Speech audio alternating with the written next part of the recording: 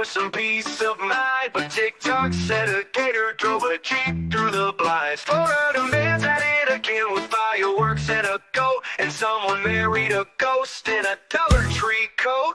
Hey, what in the Walmart rapture is going on? Aliens dancing in a Waffle House song. Karen's got a taser in the checkout line. And Dr. Oz just adopted birds to fight off crime. Oh, I'm just sitting here scrolling, my jaw on the floor. The internet's a circus and I can't take no more. Yeah, Reddit's wildin'. There's a raccoon in the sink. Someone robbed a Wendy's just to steal a frosty drink. A pastor's gone viral yelling about the end is near, while folks ride hoverboards in wedding gear. Yeah, what in the Walmart rapture is this mess? Florida's a movie, but it's filmed in VHS. Someone fed meth to a squirrel named Dave, and now he's in a cage just throwing rave. I'm just... Hi everyone, it's another Monday. It's the 16th of June, which means if you had something to do on the 15th, you missed it. Feeling a little better, though it's that kind of worn down that you feel after you've gotten sick, where you feel better, but you're also exhausted. So that's good. I hope everyone had a wonderful weekend. Christine, thank you for being a member for 15 months. I appreciate it. One of the original followers. Thank you so much. Greedy Bloke, good morning. And Denise Sells and Tammy Bogard and Audio Coffee, good morning. Thank you so much. Got up, got ready to go, and looks like it's going to be a pretty good morning. I'll be heading over to hang out with Baker to see if we get a Karen Reed verdict today, which would be interesting. We have a ton of news, a lot of political shenanigans that I won't get into, but there is some interesting news. Ooh, it's the start of river fishing season in UK. Cool. And JKD Book, good morning. Yeah, it does feel like you've been around longer, but then it feels like it hasn't been that long either that I've had my channel. So I was like, didn't I start 2 weeks ago or something? Our first story, if you have been living under a rock, I think you've missed this. And there are other channels that are going to be going much more in depth as to the political fallout of all this. That's not my job here. Thank you, Slinky, for being a member for 18 months. Morning all, and good luck on your first day at your new job. Yes.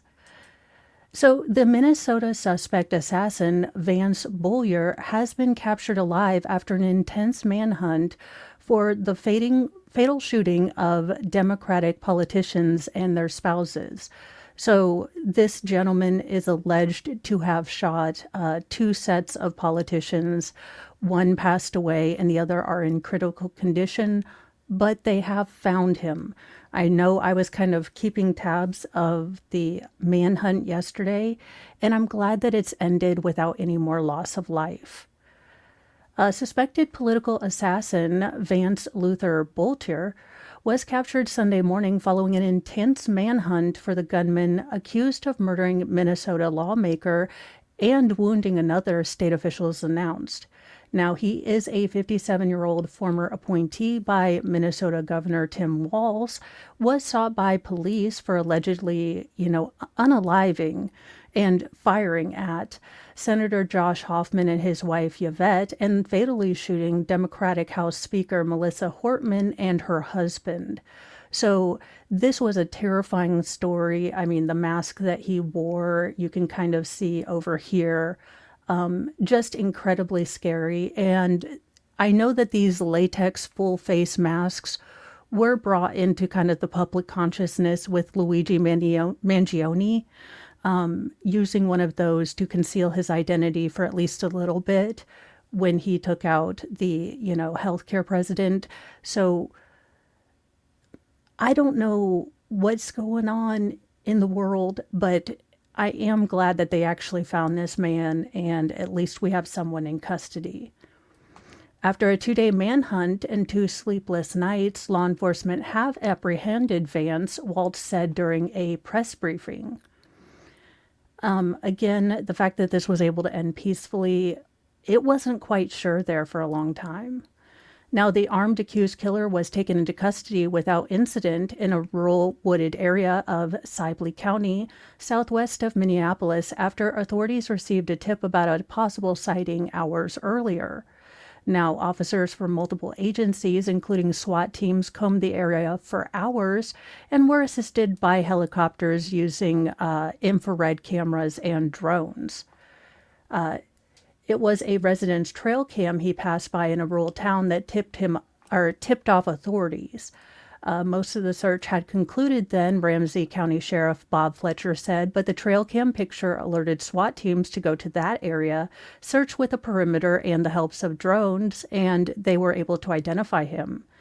Now, his capture ended the largest manhunt in state history, which lasted about 43 hours and involved at least 200 officers utilizing federal, state, and local partnerships.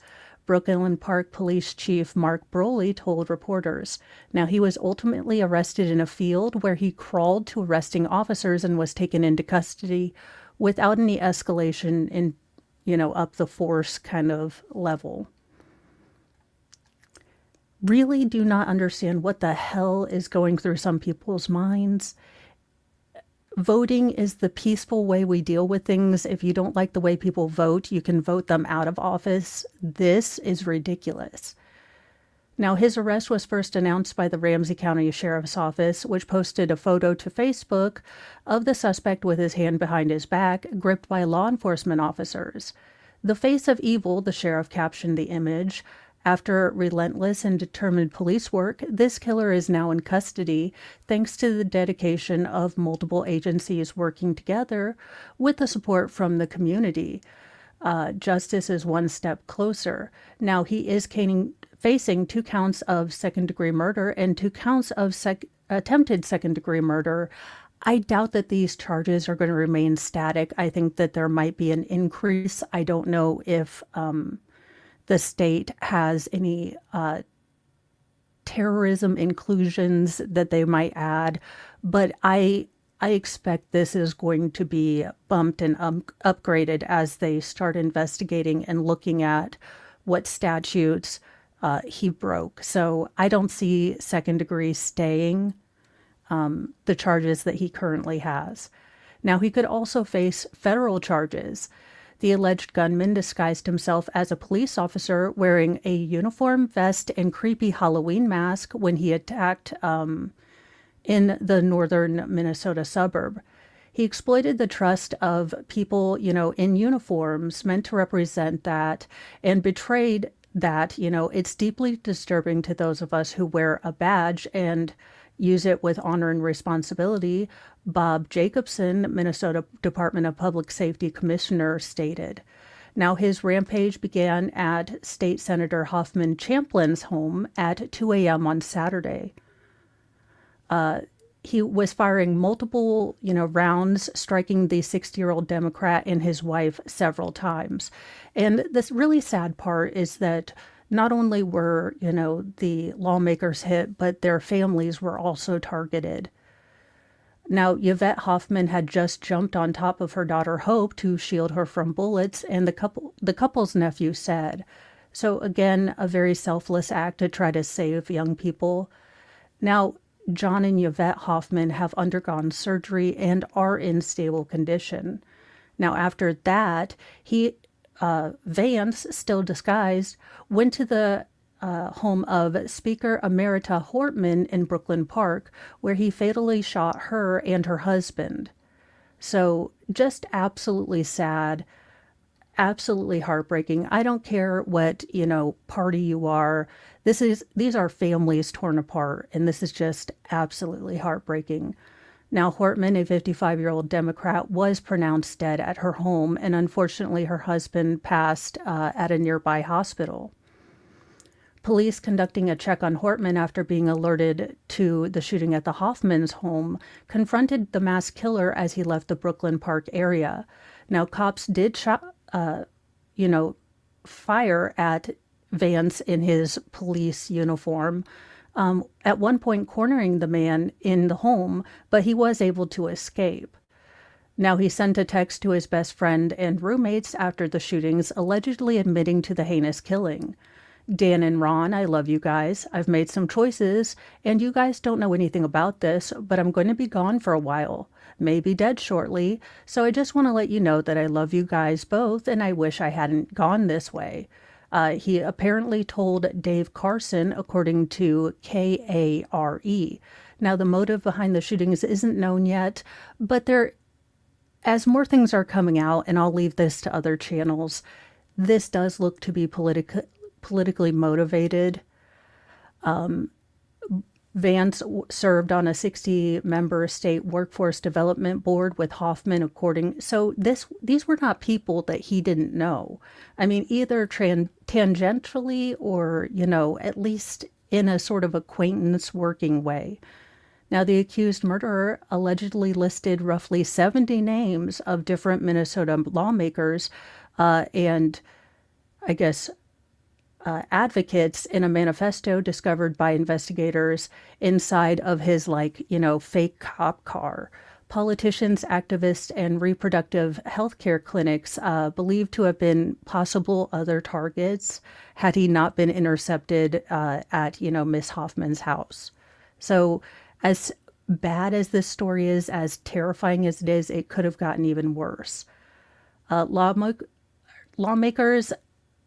say that, his roommate and longtime friend, see, this is where I don't get these stories. Like, we get his roommate, we get all of these people coming out of the woodwork. So I don't know exactly where this man lines up politically. I honestly don't give a fig Newton's fart where he does. He just lines up in evil to me. But there you go. People are going to make hay of this no matter which way you slice it. And I can only hope that, the families, the victims, and everyone is getting the support and care they need, because absolutely a terrifying story this weekend. Well, there is no way to segue away from this story, and I thought we needed something at least a little random. So, in an inappropriate and not at all important segue, here we go. Well, if you're a fan of, let's see here, I know it's the one of the Cheerios my kids like. So, Honey Nut Cheerio Minis, Honey Nut Cheerio Medley of Crunch, or Chocolate Peanut Butter Cheerios, they are discontinued. Again, not an at all important story, but there you go. I figured we need something a little light once in a while, especially with all the craziness.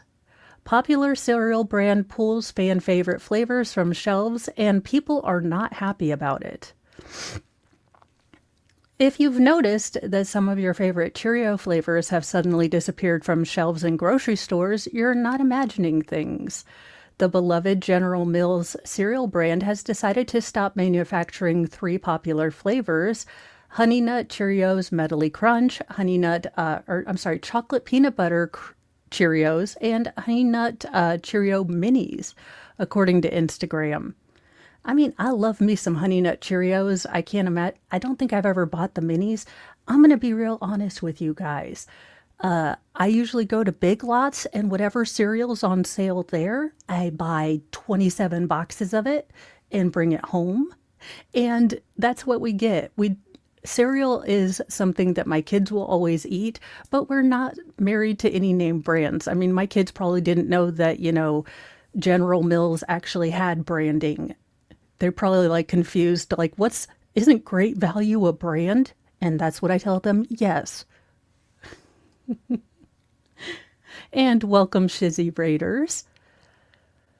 While the Honey Nut Cheerios Medley Crunch and Chocolate Peanut Butter Cheerios are OG flavors, the first introduced in 2013 and in 2017, Honey Nut Cheerios Minis only came out about 2 years ago. Now, the Post did reach out to the brand for comment, and as of now, it's unclear why these flavors have been pulled, especially when they each seem to have a following. Now, I will say that Cereal is one of those things that if you try to buy a big box of any of the brands listed, any of the Cheerios, that's about $8. So I can imagine that a lot of people's, if you can get away with great value, people are moving away from, being so tied to name brands in this economy. So honestly, I don't see this being confusing to anyone, but I was never or raised on like name brands are a must in our house. So that being said, if you really want these, I would stock up, and there you go. Now, I will say that cereals are way too sweet for me right now. Like Frosted Flakes are a dessert to me, but that's just me. So if you want to get some of your, Cheerios before they head out, the flavors that are leaving are Honey Nut Cheerios Medley Crunch, the Honey Nut Cheerios Minis, and the Chocolate Peanut Butter Cheerios. Honestly, they've got Reese flavored cereal, so I think we'll be fine. That's just me, though. Now, and this is why I stay in my home, because I'm not getting hurt for a selfie. But I'm glad that this miraculously didn't end up with anyone hurt. A tourist fell off a cliff while trying to get a close-up view of a Hawaiian volcano eruption. Now, I don't know who needs this public service announcement, but your life is not worth a selfie. If you need to, again, erupting volcano, there's a reason that, they put little barriers so you stay away from the hot, hot lava. And just barely getting a Darwin Award, he was stuck between a rock and a hard place. A Bostonian slipped right off the edge of a cliff while trying to get a close-up of Kilauea's volcanic eruption, but miraculously survived. Boston, y'all have some luck going on right now, don't you? The 30-year-old man edged just a tad too close to a cliff at Byron Ledge Trail in Hawaii's Volcano National Park when he was trying to get a vantage point for the eruption on June 11th. It was the 25th eruption since December in Hawaii. Now, the man took the tumble over the edge around 9 p.m. while wandering around without a flashlight or a head. Why? Why are you out there without a flashlight in the middle of the GD night trying to get pictures of lava?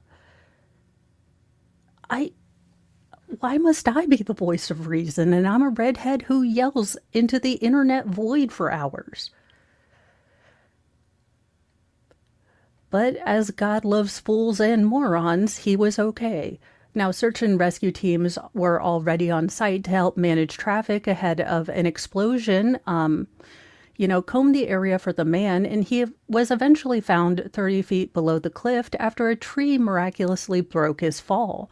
Had he not hit the tree, he probably would have fallen an additional 100 feet, which officials said would have been fatal.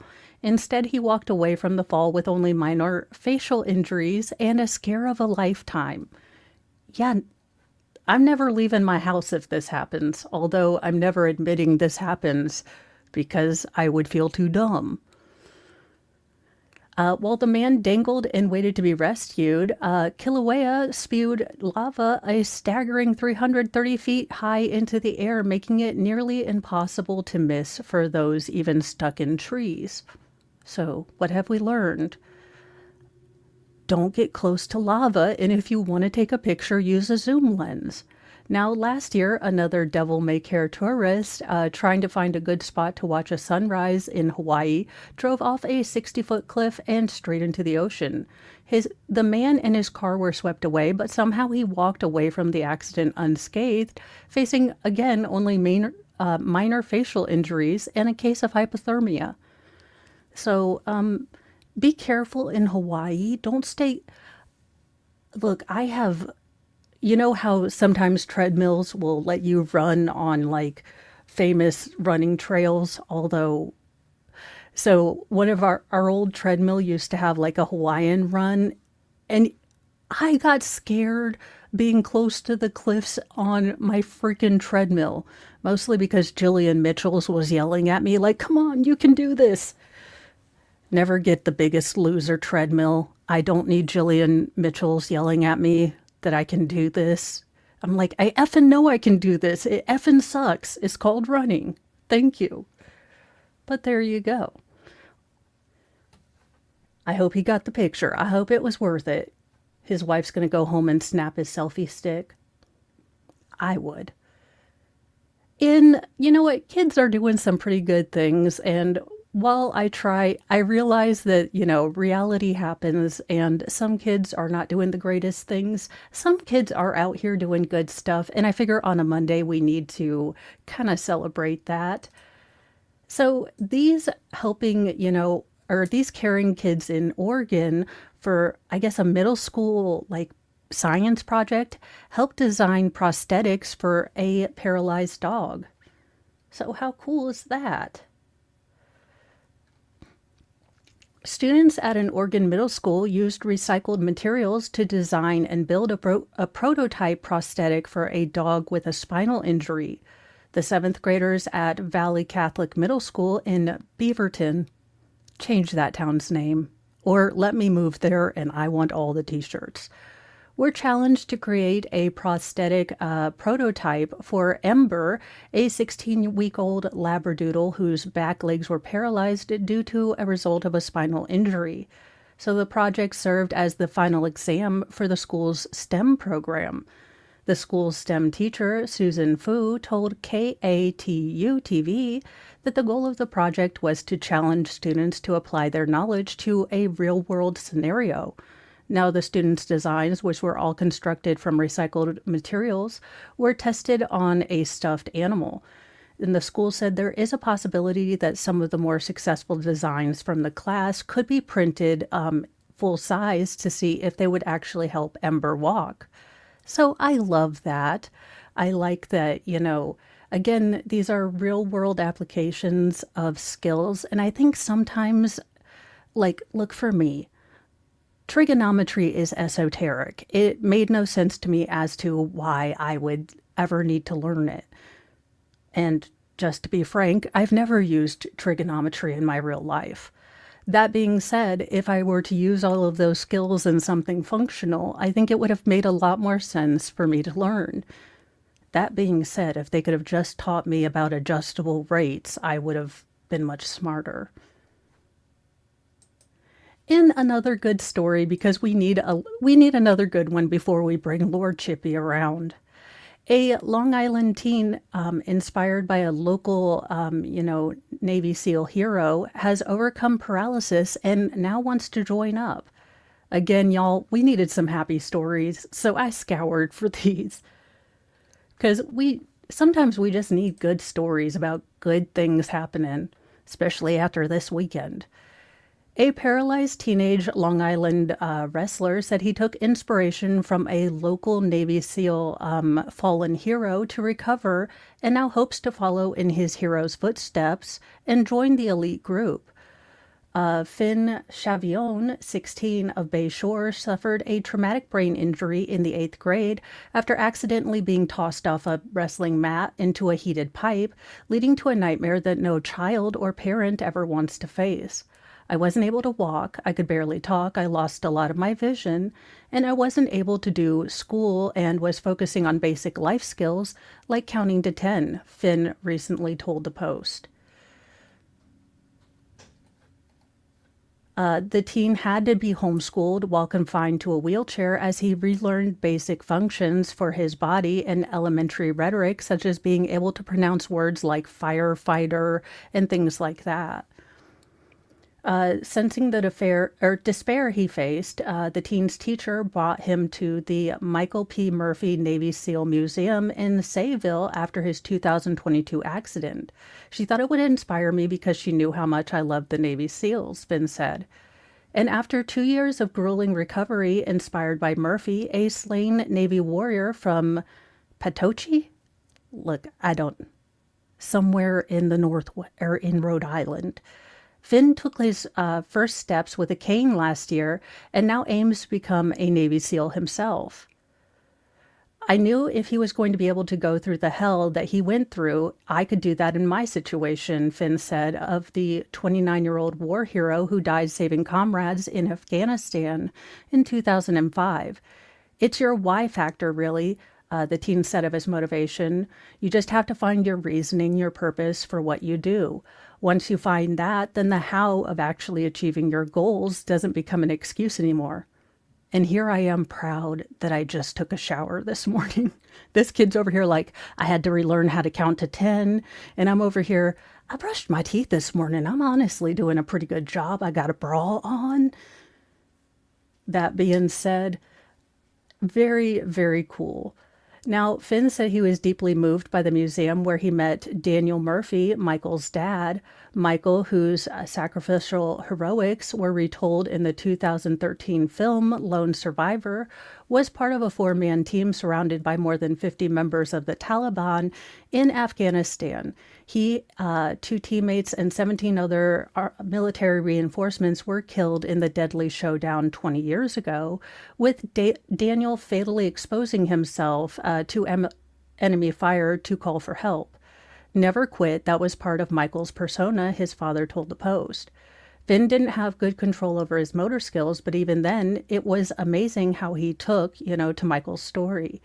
Finn said that those two words, never quit, resonated with him like nothing else could.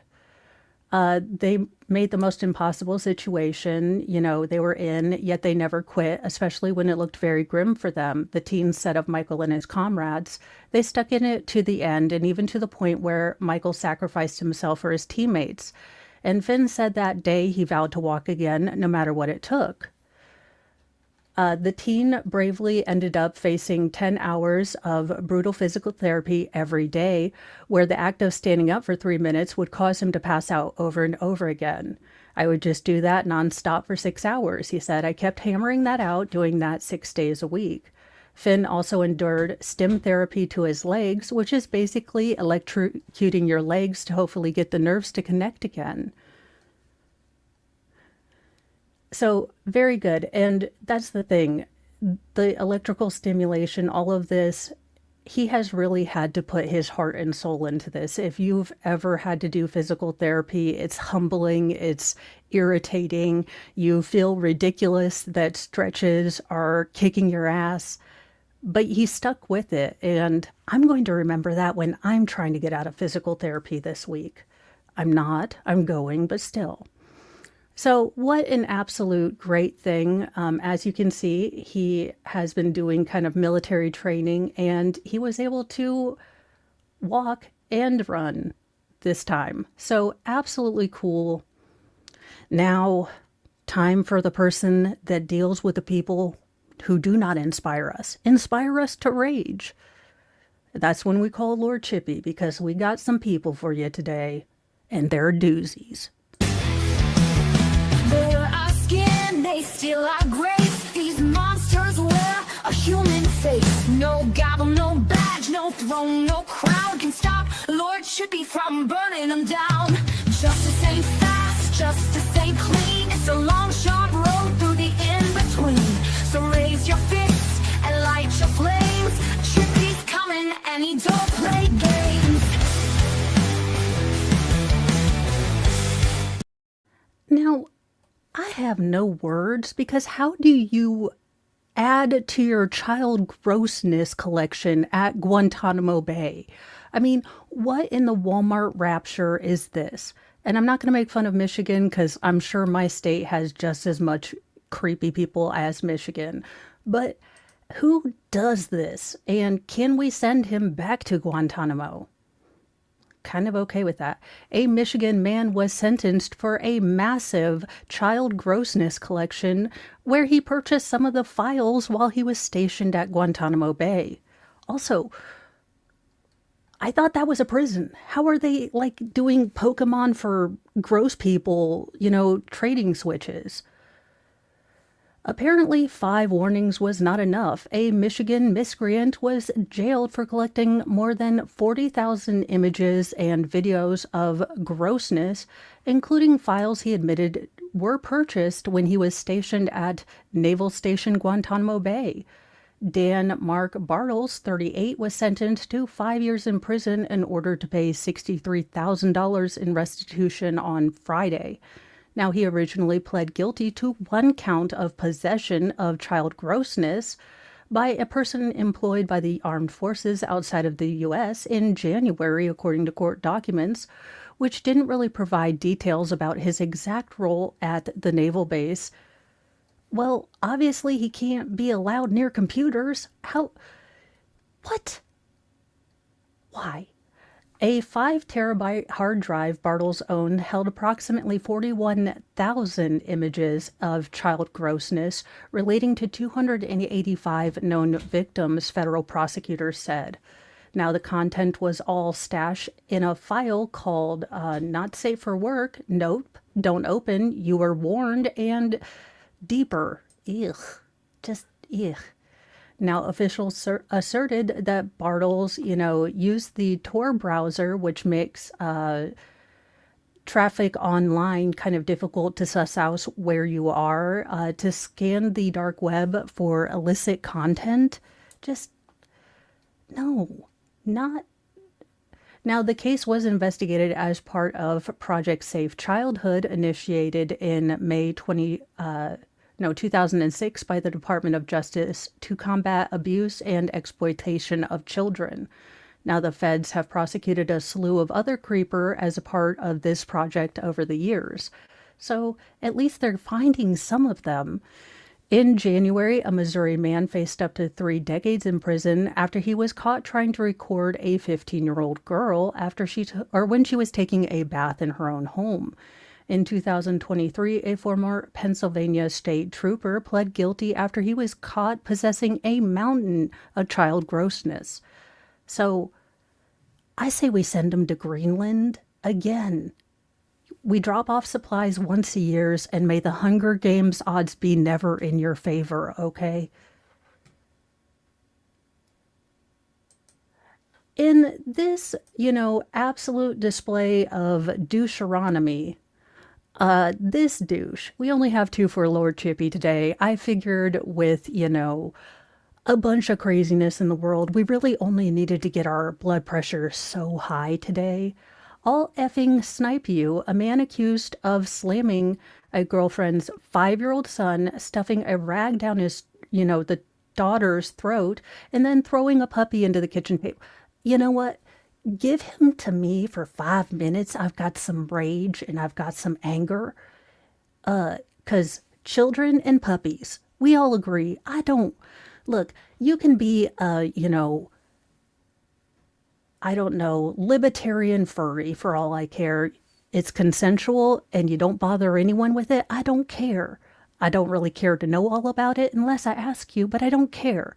But when you get with, puppies and children, Gen Pop justice is not going to look good for you, sweetheart.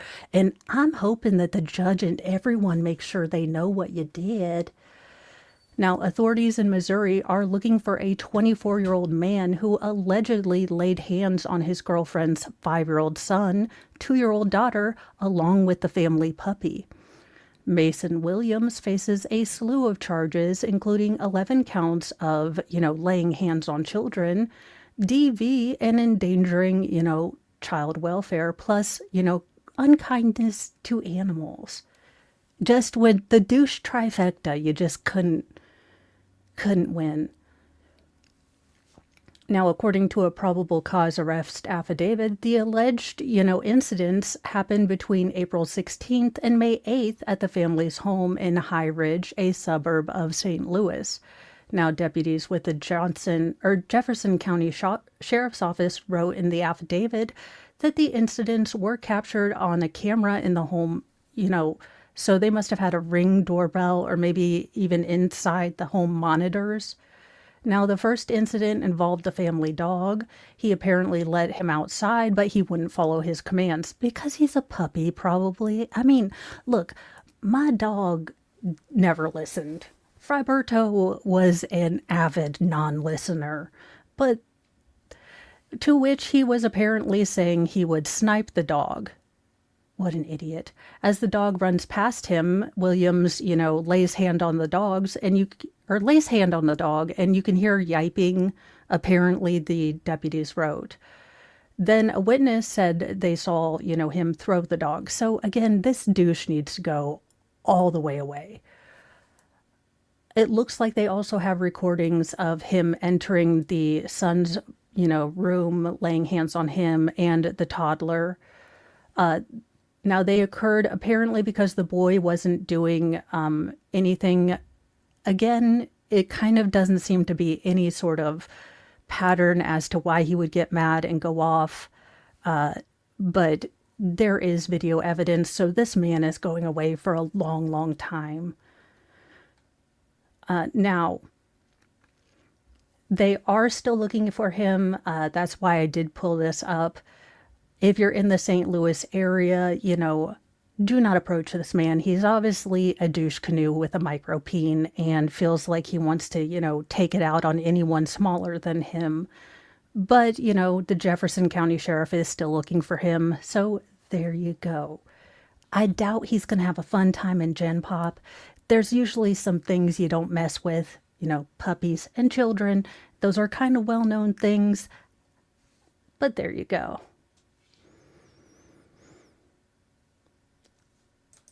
Well, just for that guy, he might hear this playing. Scientists have created the world's smallest violin and is only visible on a microscope. I mean, it sounds like the only violin I want to hear playing. And I say that with all kindness, but if you have sat through any middle school orchestra with the string instruments and you hear nothing but it doesn't give you as great a appreciation for a violin as one would hope. British physicists claim that they have created the world's smallest violin, and by the looks of it, they can take the bow for their masterpiece invention.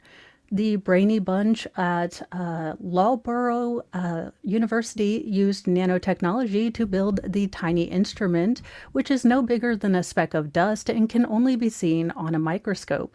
Made of platinum, the mini instrument measures 35 microns, or 1/1,000,000th of a meter long, and 13 microns wide. That is teeny enough to fit within the width of a human hair. There you go. But can you play it? And would it hurt Hannibal Lecter's ears? Because he doesn't like when, the orchestra is off tune. The scientists created the violin, which is just a microscopic image and isn't playable, as a test of the school's new nanolithography system, which allows them to build and study structures at the nanoscale. Well, I guess we won't hear it play, but it's pretty cool. I don't know why we needed to do this, but hey, if it's better than making a Kim Kardashian portrait so small. The project references the expression, can you hear the world's smallest violin playing just for you, which pokes fun at people being overly dramatic. The thought of creating the world's smallest violin must seem like fun and games, but a lot of what we've learned in the process has actually laid the groundwork for research that we're undertaking now.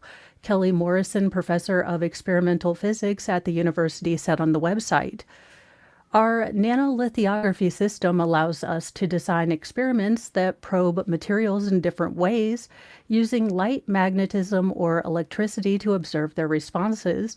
And once we understand how materials behave, we can start applying that knowledge to develop new technologies."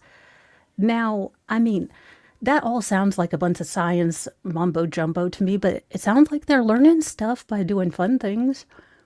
Now, the violin was made by Nano Fraser, a nanosculpting machine that uses a technique where a heated needle-like tip writes patterns.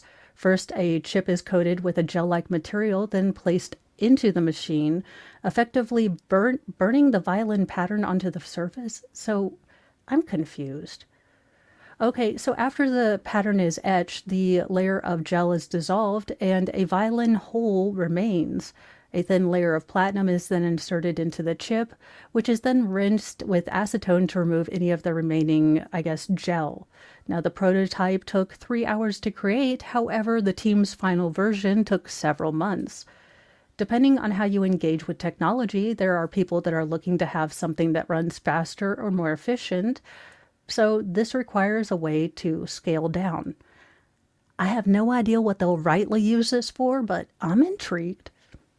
I mean, I have no idea. Maybe it's for quantum computers, which magic. Look, I'm a non-science muggle over here, so it'd be interesting, but I don't quite know what to make it. And then for our final callback to don't be a stupid tourist for today.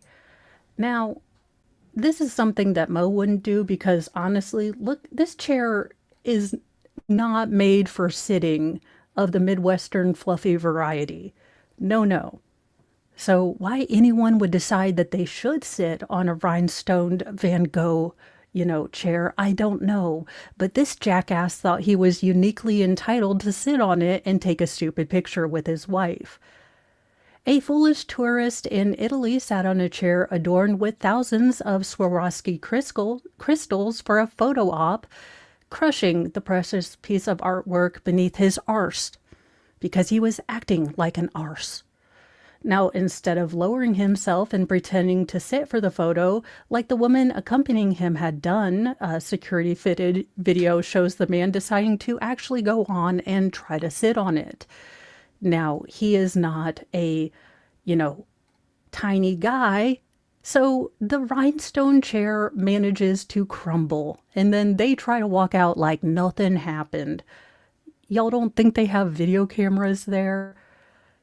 Now, obviously, the chair crumbled under his weight as he lost balance, trying to hold onto the wall with both hands so he didn't fall. The woman came to his rescue, and then the pair scurried out of the room like, what chair? What, a chair got broken? Where did you see a chair? I don't know.